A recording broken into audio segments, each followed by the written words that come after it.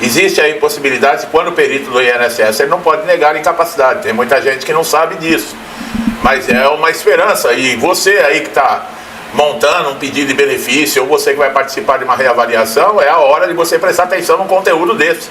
10, 15 minutos de vídeo evita aí que você tenha 10, 15 meses de dor de cabeça com o INSS, porque a perícia do INSS, pessoal, é uma das etapas mais importantes para a concessão do benefício. É ela que vai definir se você vai receber auxílio-doença, aposentadoria por invalidez, benefício de prestação continuada. No entanto, existem situações em que o perito ele não pode simplesmente negar a existência da incapacidade. Olha aí, ó, que é o que muitos fazem. E o segurado, quando ele não sabe que ele tem direitos e não sabe dessas informações, ele acaba se perdendo e aceitando. Especialmente isso quando a documentação médica robusta dá respaldo legal para esse segurado. O perito do INSS ele tem a obrigação de analisar a documentação médica apresentada pelo segurado. E aí eu pergunto para você aí, todo perito faz isso? Quantos de vocês já não passaram pela perícia e a documentação que você apresentou foi ignorada? Quando um laudo de um profissional de saúde devidamente registrado comprova a existência de uma doença incapacitante com exames complementares, o perito ele não pode ignorar esses elementos. Olha a que ponto nós chegamos, né, pessoal? Essa documentação ela deve ser considerada de forma técnica e imparcial. Por isso que eu já conversei, já cheguei a declarar. O perito, além de não respeitar os segurados, muitas vezes ele não tem respeito nem por si próprio, nem pela própria profissão, porque exerce a medicina de qualquer jeito. Você teria, por exemplo, você passou por um perito desse lá no INSS que te tratou dessa maneira, e aí você vai num consultório particular fazer uma consulta e dar de cara com esse perito atendendo num consultório, você confiaria num diagnóstico dele? É um absurdo, a pessoa não tem respeito nem pela própria profissão. Agora veja bem, jurisprudência nos tribunais estão reforçando que o perito do INSS ele não pode agir de maneira aí discriminatória ou discricionária, contrariando laudos especialistas, sem justificativa plausível. Se há provas materiais da doença e da incapacidade funcional, a negativa do benefício ela pode ser considerada ilegal e arbitrária.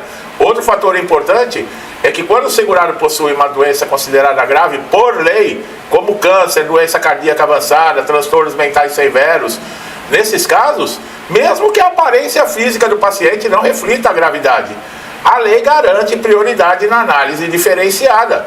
O perito, nesse contexto, ele deve seguir critérios legais e não apenas subjetivos. Veja bem, a lei não foi feita só para mim ou para vocês. A lei é para esses caras aí também, para essa turma aí também, que pensam que são acima da lei. Apesar que hoje em dia nós estamos no país que quem deveria ser a lei é criminoso, para falar aqui o português claro. Bom, também é importante destacar que quando o segurado já recebe benefício por vários anos, tá? Por uma mesma condição, apresenta continuidade da incapacidade, o perito não pode desconsiderar o histórico sem um respaldo técnico detalhado. A simples alegação de melhora sem exames ou parecer médico atualizado é insuficiente. Alegar lá, não, ele agora já está bom, depois de anos, mas espera aí, como é que você está alegando isso? Você fez exames, você tem que documentação para comprovar isso? O perito tem que comprovar. Nos casos de doenças degenerativas progressivas ou incuráveis, o perito também encontra limitações para negar a incapacidade. Quando a doença está avançada, ainda que lentamente, e compromete a capacidade, a negativa pode ser questionada judicialmente. Outro ponto relevante é quando as decisões judiciais anteriores reconhecem a incapacidade. Nessa situação, se houver uma reavaliação, o perito do INSS tem que justificar com clareza e com base científica qualquer mudança no quadro. Caso contrário, ele está desrespeitando a coisa julgada. Quer dizer, está passando por cima da lei. O perito também não pode ignorar relatórios de especialistas da área da doença em questão. Por exemplo, o segurado que tem uma doença psiquiátrica apresenta laudos de um psiquiatra. A opinião desse especialista deve ser levada em consideração de forma prioritária, especialmente se acompanhada de exames, tratamentos contínuos. Mas os peritos sabem disso, pessoal. Os peritos do INSS sabem disso. É que eles também têm ordem também, tá? A gente sabe como que funciona o INSS. Basta ver aí a roubalheira que teve. Esses sindicatos, associações que apareceram sem autorização de ninguém, metendo a mão no dinheiro. Agora estourou a bomba dos créditos consignados.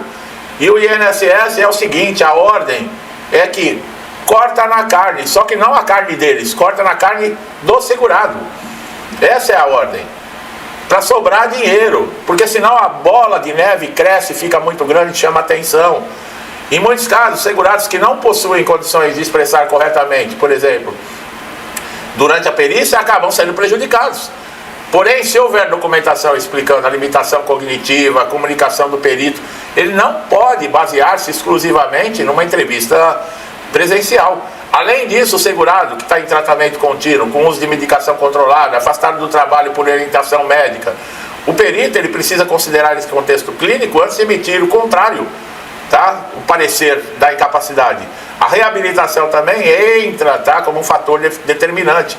Se o segurado ele não pode ser reabilitado por uma outra função, isso fortalece o reconhecimento da incapacidade total. E o perito, nesses casos, ele não pode desconsiderar a inviabilidade de uma adaptação do paciente.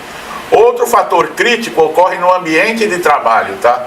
Quando agrava a condição de saúde desse segurado, mesmo que ele apresente alguma capacidade física, se comprovado que retorno ao trabalho causará risco à saúde ou agravamento da doença, a negativa do perito pode ser considerada inadequada.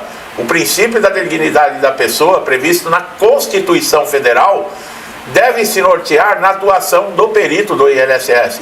Negar o benefício de alguém incapaz sem respaldo legítimo infringe esse princípio e pode gerar consequências jurídicas, tanto para o órgão quanto para o perito. Quando eu falo de processar, não adianta processar o INSS, processo o INSS, mas processa o perito também. A perícia ela não pode ser baseada apenas na aparência física.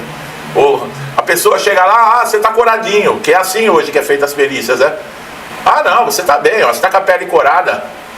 Casos são registrados em que o segurado aparenta estar bem no momento da perícia, mas está sofrendo com condições ocultas, como doenças autoimunes, dores crônicas. O perito deve analisar o todo, e não apenas o que ele está vendo. Que raio de médico é esse? Ele faz cirurgia sem pôr a mão no paciente? A presunção da boa-fé do segurado também deve ser considerada. Quando alguém procura o INSS com laudos, com exames, com tudo, ele presume-se que essa pessoa está buscando um direito seu que é legítimo. A negativa de um critério técnico e detalhamento de um laudo pericial, ela pode ser revertida com facilidade na justiça. E os juízes, para falar o português claro, já estão de saco cheio com o INSS, pessoal. É sempre o mesmo problema. São negativas injustas, são cessações arbitrárias de benefícios que se vê claramente através de documentação que a pessoa ainda está incapacitado. Então o negócio é, quando acontecer isso, é correr para a justiça, tá? Ah, mas tem lá a junta de recursos do INSS. Eita, lá na junta de recursos, mas não precisa ficar esperando resultado, nada não, vai direto para a justiça, não perca tempo. O problema no processo judicial é o tempo que demora, porque muitas vezes o segurado ele não vai ter renda e vai ficar dependendo de amigo, de família, de alguém, para conseguir aí pelo menos o básico. Porque não dá para você ter um processo de incapacidade alegando para o juiz que você não pode trabalhar e tá aí trabalhando em outro lugar, né? Não dá para fazer isso, pessoal. Então, vocês têm que estar antenados. Quanto mais direitos vocês souberem, apesar que vocês também têm deveres. Como eu falo, a documentação atualizada, cadastro atualizado, isso são deveres de vocês, segurados, tá? Agora, a gente sabe como é que funciona o INSS. Se você fazendo tudo certinho, você corre o risco de não conseguir nada. Você imagina se você chegar lá faltando alguma coisa. Aí é que vai lascar tudo mesmo. Você que está chegando a primeira vez aqui no canal, seja muito bem-vindo. Eu espero que você tenha entendido como é importante e relevante você ter esse tipo de informação. Assista os conteúdos aqui do canal. Ganhe conhecimento para lidar com o INSS. INSS não é para amadores, pessoal. Tá bom? Meu amigo e minha amiga que estão sempre comigo me incentivando aqui, meu muito obrigado. Que Deus abençoe a casa, a vida, a família de vocês com paz, saúde, prosperidade, alegria, harmonia, tudo de bom, pessoal. Tudo que eu desejo para mim e para minha família, eu lhes desejo em dobro. Deixo um forte abraço e até os próximos vídeos.